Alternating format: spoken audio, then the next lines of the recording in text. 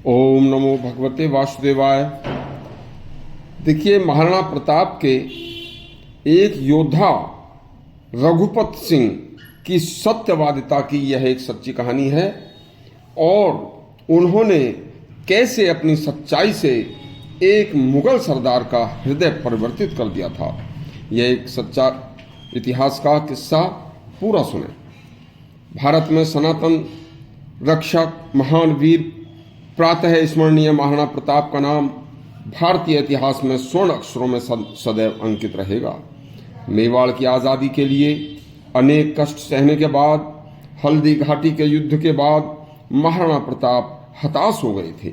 उसी समय भामाशाह जैसे वीर दानवीर सेठ की सहायता से उन्होंने फिर दोबारा सैन्य ताकत एकत्रित करके मुगलों द्वारा छीने गए कई किलों को जीत लिया था, जिसमें दिवेर, कुंभलगढ़ और मेवाड़ पर भी उन्होंने अधिकार कर लिया था और मांडलगढ़ व चित्तौड़ के लिए संघर्ष जारी था।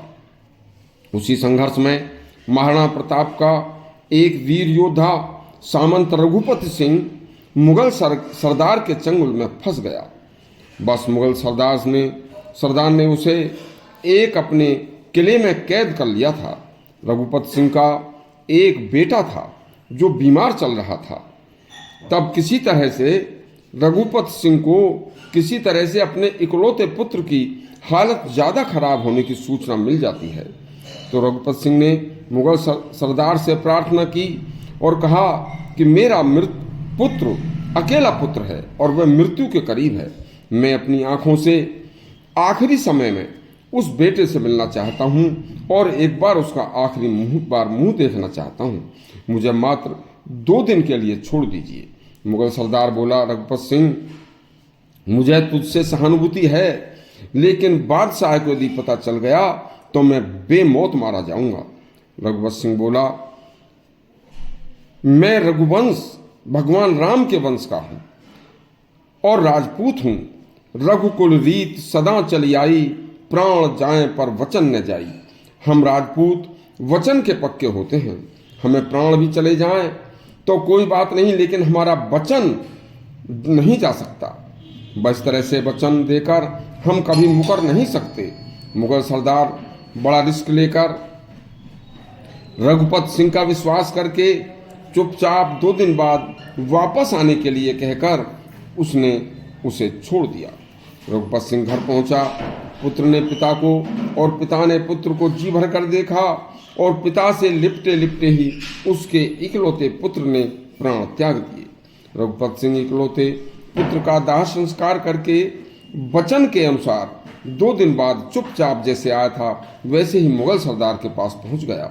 मुगल सरदार उसकी सत्यवादिता पर कायल हो गया और उसने डरते डरते यह बात मुगल सेना के सेनापति को बता दी। यह अजीब सी लगने वाली सच्ची बात सुनकर सेनापति ने कहा कि ऐसे सत्यवादी सच्चे अनूठे सैनिक की सजा देना अपने आप को कलंकित करने के समान है। हम तो स्वप्न में भी ऐसा नहीं सोच सकते कि अभी दुनिया में इतने सच्चे पक्के इंसान भी मौजूद हैं। यह मैं ऐसा सच्चा उदाहरण अपनी जिंदगी में पहली बार देख रहा हूँ और आश्चर्यचकित हूँ। बस इस प्रकार के अपने वचन को निभाने की एवज में इसे मुक्त कर दो। सत्य की अकूत ताकत को कोई तोल नहीं सकता। सत्य से बड़ा कोई तप नहीं है।